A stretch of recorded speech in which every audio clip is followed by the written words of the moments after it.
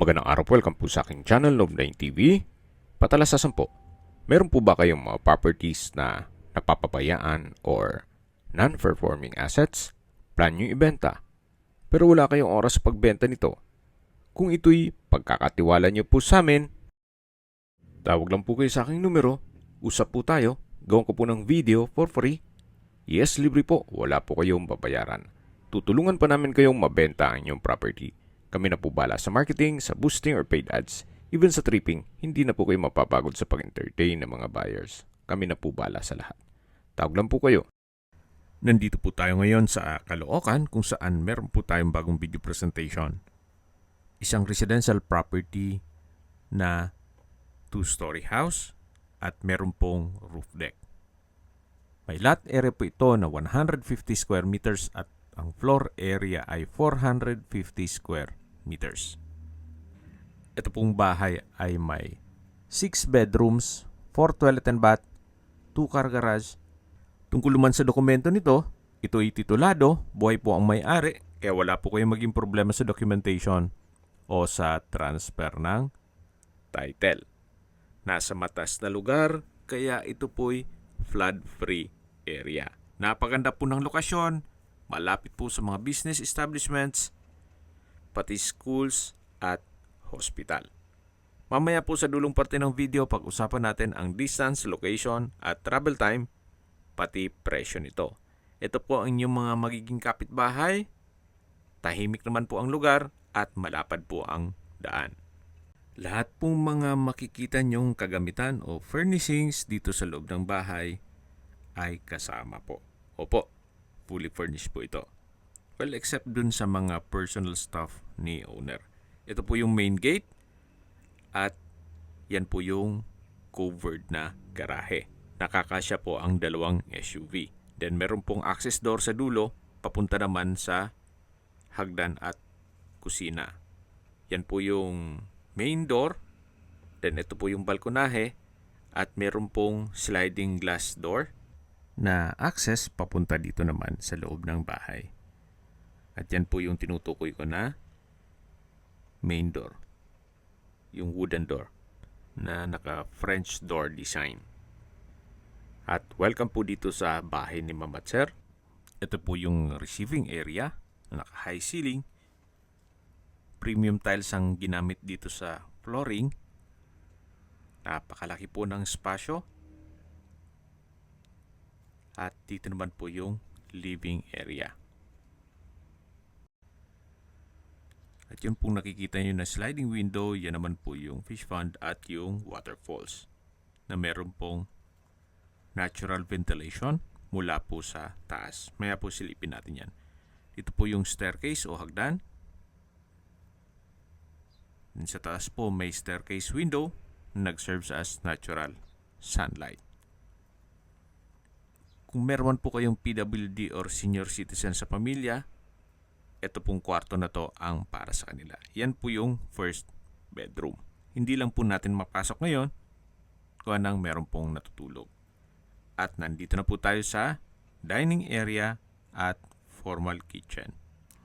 May dining set, then drop lights, yan po yung kitchen countertop, at ito po yung tinutukoy ko na waterfalls na meron pong natural ventilation. Covered po yan dun sa roof deck. May maliit na fish pond na sa ngayon wala po siyang isda. Anyway, siguro pag ma-acquire nyo, lagyan nyo na lang. Ito po yung kitchen countertop. May range hood. May wall-mounted kitchen cabinet. Then storage ng kitchen utensils. Dito naman po yung stainless sink with faucet. At sa dulo naman, matatanong natin yung common toilet and bath. Dito po may hand wash basin with vanity mirror. At ito yung tinutukoy ko na common toilet and bath. Naka-tile bathroom wall. May hot shower set. At water closet with bidet. Then PVC door. Yan po yung hand wash basin kanina na na daanan natin. Ito po yung formal kitchen, then yung dining area. Ito naman po yung hagdan. Mamaya po akyat tayo dyan. Ito naman po yung access door papunta dito sa garahe. At sa dulo po yung main gate kung saan tayo pumasok kanina at yung main door. Balik po ulit tayo dito sa loob. Ito po yung dining area na may dining set. Then dito naman po yung hagdan. Akyat po tayo. Ito po yung concrete staircase. Then GI pipe itong handrail. Nandito na po tayo sa second floor. Dito po pwedeng lagyan ng built-in cabinet. Ito po yung first bedroom. Then naka-solid wood door. May wardrobe. May malaking glass window. At may split type aircon.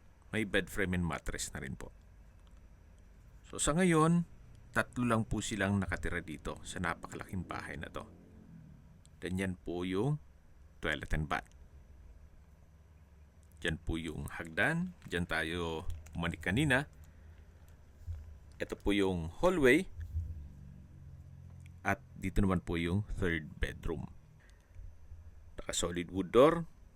Mayroong sliding glass window with security grill, bed frame and mattress, wardrobe, at may window type aircon. Naka-tile flooring na rin po siya.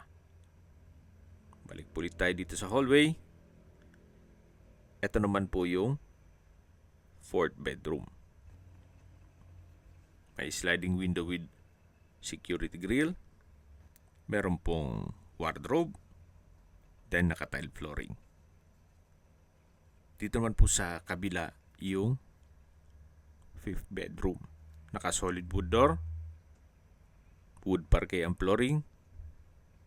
Bed frame and mattress. May wardrobe. At napakalaki po ng espasyo. Ito po yung family room.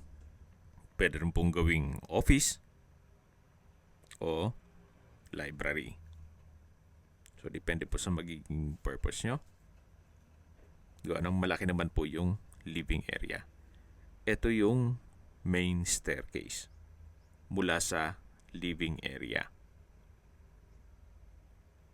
Balik po ulit tayo dito sa hallway. Yan po yung mga kwarto. At check natin yung roof deck. Ito po yung hagdan. Akyat ulit tayo. Naka-GI pipe na handrail, then metal po ang staircase. Nandito na po tayo sa roof deck. Dito naman po ay may isang kwarto na malaki naman po ang espasyo. May 2 steel windows. Then naka-tile flooring. At ito pong bentahan ay as is where is. Kumbaga, what you see is what you get. Ito naman po yung toilet and bath dito sa roof deck. Ito po yung covered area na service area o laundry area. Meron pong pressurized water tank in case ng water shortage at naka-tile flooring. Ito naman po yung open na area nitong roof deck. Kung meron man po kayong mga okasyon, pwede na pong ganapin dito. Pwede rin gawing sampayan. Then, ito naman po yung area ng waterfalls. Ito po yung inyong mga magiging kapitbahay. Tahimik naman po itong area at nasa mataas na lugar. May mga sampayan na rin. Then, meron pong metal railing. Ito po yung harapan ng bahay. Malapad po ang daan. Ito naman po yung tent. Lalagyan nyo lang ng trapal. So, kung big family po kayo, ito na po yung hinahanap nyo. Especially kung sakto lang ang inyong budget. Okay, sa distance, location at travel time portion na po tayo. Mula po sa mga business establishments, even fast food, gaya ng Burger King, Dunkin' Donut, McDonald's, pati mga bangko, ang distance is 1.5 kilometers at ang travel time is 8 minutes. Mula naman po sa Kamarin Doctors, ang distance is 2.2 kilometers at ang travel time is 10 minutes. Yan po yung lagi kong binabanggit sa inyo na dapat nyo i-consider sa paghanap ng property, yung meron pong malapit na hospital. Hindi ko naman po sinasabing sakitin kayo, yan naman po for emergency purpose lang naman. Mula naman po sa Sabarte Town Center, ang distance is 1.6 kilometers at ang travel time is 8 minutes. Kung manggagaling naman po sa SM Fairview at Robinsons Mall, ang distance is 3.9 kilometers at ang travel time is 16 minutes. Mula naman po sa North Luzon Expressway at Paso de Blas, ang distance is 8.2 kilometers at ang travel time is 48 minutes. Mula naman po sa airport, ang distance is 38.6 kilometers at ang travel time is 1 hour and 6 minutes. Yan po, tunghayan nyo po itong napakalaking property na kung saan binebenta lang po ito ni owner sa halagang 15 million pesos. Opo, tama po narinig nyo. 15 million pesos. Nasa loob na kayo ng isang subdivision at malapit po sa lahat ng business establishments, pati hospital. Kung may mga katanungan po kayo, tawag lang po kayo sa aking numero. At sa mga kababayan naman natin nasa ibang bansa, meron po akong WhatsApp, Viber at Telegram. Same number lang po, 0917-316-3399. Sa mga nagtatanong naman po ng aming Facebook, meron po aming Facebook page na Nov9TV at Facebook Real Video. Meron din pong TikTok at Instagram. May ibang YouTube channel po kami, the Nov9TV channel, Nov9TV Listings, Nov9TV On The Spot, Nov9TV Updates, at Nov9TV House Rental. Sana po naibigyan nyo ang video presentation. Paki-like and subscribe na lang po sa aking channel para ma-update din po kayo sa aking future listings.